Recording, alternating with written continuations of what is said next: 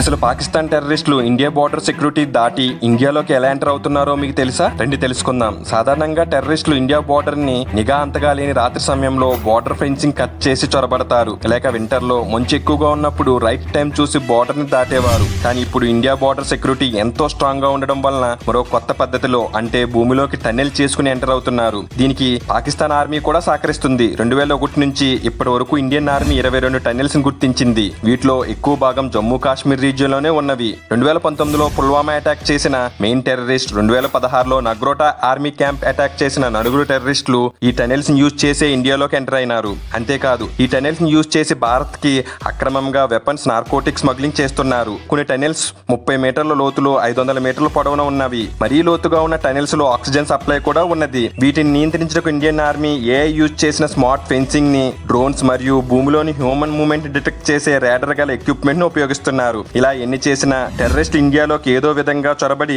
మారణహోమం సృష్టిస్తున్నారు.